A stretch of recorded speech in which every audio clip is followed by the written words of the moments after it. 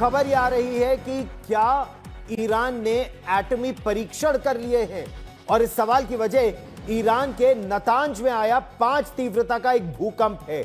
Iran के Natanz क्षेत्र में उसके एटमी सुविधा केंद्र है। माना यह जा रहा है कि वहां पर यूरेनियम का संवर्धन किया जाता है, और यह बहुत बहुत बड़े खतरे की बात हो सकती है अमेरिका से लेकर इजराइल के लिए, क्योंकि अमेरिका इजराइल समेत कई ऐसी शक्तियां ये कह चुके हैं कि वो ईरान को परमाणु हथियार संपन्न देश नहीं बनने देना चाहते, और इसीलिए वो बार बार ईरान को न केवल चेतावनी दे रहे हैं, लेकिन उससे पहले इजराइल तो बमबारी भी कर चुका है।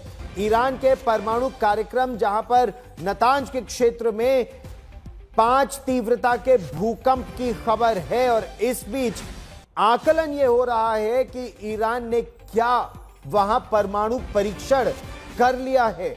और इसी बीच ईरान के सुप्रीम लीडर ने अमेरिका को धमकी दी है।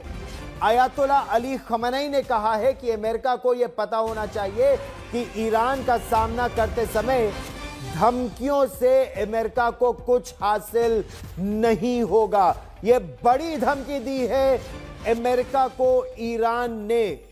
ईरान के सुप्रीम लीडर ने अमेरिका को धमकी दी है।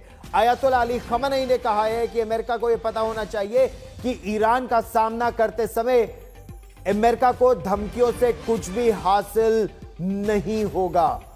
बड़ी चिंता की बात इस समय अमेरिका और ईरान दोनों के लिए।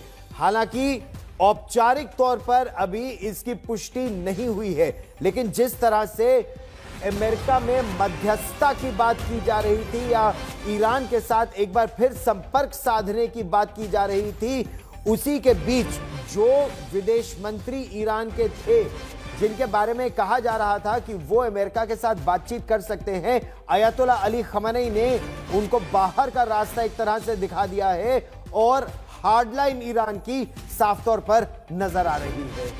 जैसे कि मैं सो रहा हूं तो पिताजी को जगाना है मुझे, तो वो डायरेक्ट उठाने के बजाय, और हिंसा की परंपरा मेरे यहाँ नहीं थी सौभाग्य से, तो वो क्या करते थे कि उस कमरे में आ जाएंगे या बाहर से गुजरेंगे और चौपाई बोलेंगे, प्रात काल उठ गए रघुनाथा, मात पिता गुरु नावई माता। कभी कभी मैं गुस्से में उठ करके अरे पापा चरण स्पर्श किया और सो गया। मैंने कहा अम्मा को उठाना।